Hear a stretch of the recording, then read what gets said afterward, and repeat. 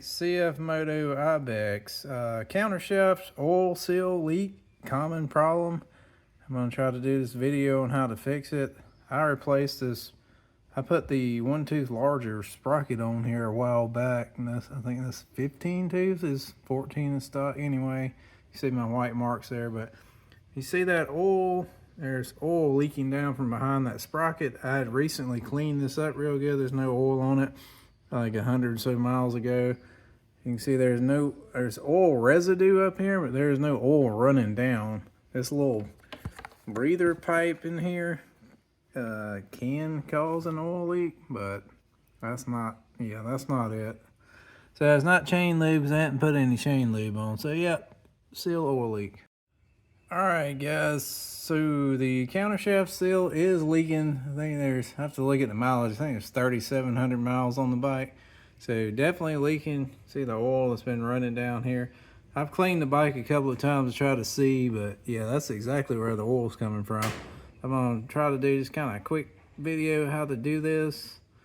It's pretty straightforward. It looks like we're gonna clean this dirt off, and then we're gonna pull this little sleeve thing out. Okay, I got it cleaned up. Just used a little bit of contact cleaner, shop towels, and a toothbrush. And this job, you can take the sprocket off without having to loosen the chain. So you can take it, you don't have to do anything in the rear wheel. And now we're just gonna pull this inner sleeve out. It's a pair of channel locks. There's no sealing surface here, so it's not gonna hurt anything to do that. And you can see there's an O-ring inside there, and it fits up inside of this sleeve, inside that groove. Looks like the O-ring's in good shape. The oil's all around the outside of the seal.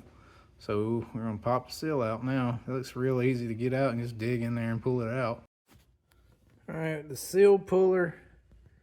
You can see, just be careful in there and not gouge something up. But you can use a seal puller to easily get this seal out. It's a seal puller right there. But yeah, be easy with it. Don't gouge the case or the bearings in there. Make sure this thing's cleaned off good. So that pried right out of there with that seal puller, no problem. I just left it in that position I showed. Here's the seal. You can see like dirt down inside that seal. So yeah, I don't know what's up with these OEM seals, but it's real easy to change this out. No need to take it to your dealership. Oh yeah, don't forget the O-ring. You see the little O-ring? I just took this screwdriver here and just pull this O-ring back. But I would replace the O-ring too, because that can be the source of the leak too. I think it's the outside seal from what I can tell, but while you're doing it, you just as well replace the whole thing. Okay, here's the parts. Well, I think it said it was CFMoto part. I got it off of AliExpress, but maybe it's a knockoff of it. But that's the part number for the little O-ring, and this is the SKF seal part number for the main seal. All right, so how I got it in there, so I took my wrench,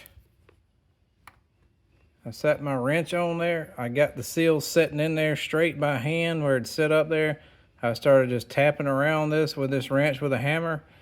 And if you see, there's a little bit of a chafer right there. This seal needs to go right past that chafer so it's all the way sitting inside that body. Just tap it on in there and get it, even it up. You got to keep it real even, but it'll go in there.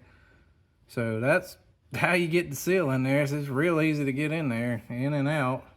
The next part is putting I think you slide the O-ring on first. Yeah, so the next part, we'll slide the O-ring all the way to the back, and then we'll slide the bushing back in there, and you should be able to feel the O-ring snap in place. All right, I grease the outside and the inside of this sleeve.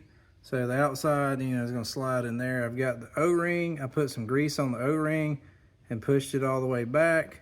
So it should slip into this pop in place. I'm using Bel-Ray waterproof grease, just a little bit of on there. make sure you check your seal lip around here. This one did roll a little bit in here, and I just took a piece of soda pop bottle. Just took a piece of this like Coke bottle and used it like a seal saver on the front fork seal. I mean, do that very carefully, but I was able to get that little piece to roll out. Now it's a nice tight seal all the way around this seal. But yeah, the last step was just putting the O-ring inside on the shaft and then pushing this thing back in there. As far as I can tell, it's in there. It's hard to say, but you can't really put it on there first, and you can't put the O-ring on this sleeve and then slide it in there. That would seem very difficult, but it seems to be right and look right when I put the sprocket back up there, like the distance it slides back. So we'll see if it works. I also like to put this on my sprockets. That keeps the countershaft splines from wearing. This is good stuff. You can see it's pushed through the sprockets there to coat those. It keeps it from micro welding or whatever in, like a XR650L is really bad about that. It's probably not a problem on this bike, being it's got a cush hub and all that stuff and twin cylinder, but you know, it never hurts. All right, now it's buttoned back up. I torqued it back to 92 foot-pounds. I got like 87. It's really hard to torque that, but you can see the original marks that I had on there lined back up, so that's probably a good indicator that it's right too. So yep, new seal and O-ring in there. Alright, got it all buttoned up. Got the crush washer back against that. Marks are lined up. Got all the oil cleaned off the case there, so hopefully that'll do it.